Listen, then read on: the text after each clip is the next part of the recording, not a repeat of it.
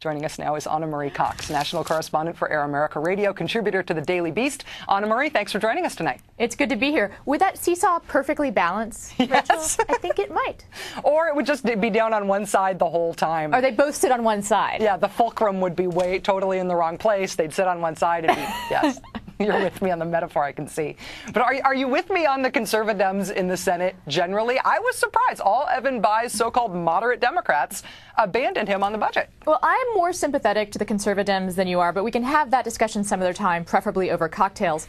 In this particular case, I think there are 2 points to be gained. One is that it turns out, yes, it's true, although Evan Bayh might not be behind the president's agenda, it turns out that a lot of those conservadems, when they sat down and looked at the budget and looked maybe at their poll numbers and maybe at the economy, decided to go ahead and vote with the president. So there's that. Back in 1993, though, I mean, more Democrats than this voted against Clinton's budget. That was like 6 voted against him in 93. Now we're down to 2. Well, I was going to say, have you ever met Evan Bayh? Yes. 2 for him is exciting. He can go with 2. 2 is better than 1. 1 is the loneliest number. You're saying that he just has a low threshold of impact? I do. I think, there's a reason why he basically gave up his presidential run before it even got started.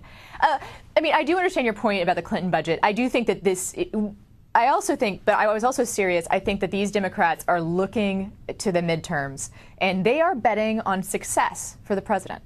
They think that this might work. And so in the end, I think they would want to be on the side of history, and they are judging that this budget, voting for it, is going to be on the side of history.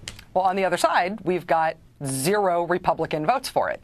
And I'm wondering, you have good contacts in the GOP world, and I'm wondering if you are hearing from them that this is something that they're going to brag about the way that they bragged about 0 votes on the stimulus. I mean, are we going to expect more Aerosmith back in the saddle videos from Eric Cantor's office on this one? Well, here's the thing. Most of my contacts in the GOP are pretty smart.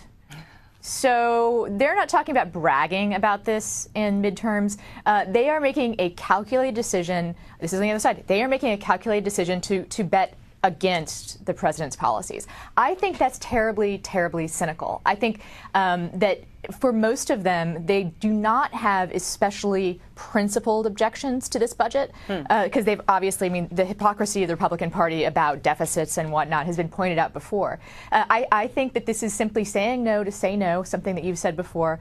And inside the Beltway, Eric Cantor's ability to keep all of his people in line is considered very impressive. But don't you think that's not necessarily an impressive intellectual achievement? They're not doing anything. They're not helping anyone. And I honestly think they're not helping themselves when it comes to midterms. Well, let me ask you about one probably endangered Republican, Joseph Gao, this Republican congressman from Louisiana, elected in sort of a fluke election, coming into a very Democratic district, but one in which the Democratic member who he was trying to succeed was in a lot of legal trouble, William Jefferson.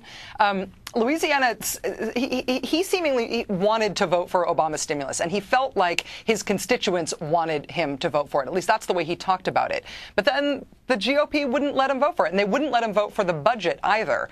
How do you feel that a Joseph Gao could sort of do the right thing by his career and by his politics here? Well, I can't obviously get inside his head, nor do I think I'd want to. Every decision that a representative makes is the 2 things they weigh are what their constituent wants and what the party wants. And everyone makes decisions like that. I actually think Evan Bayh probably weighed his constituents, against his party in this particular case.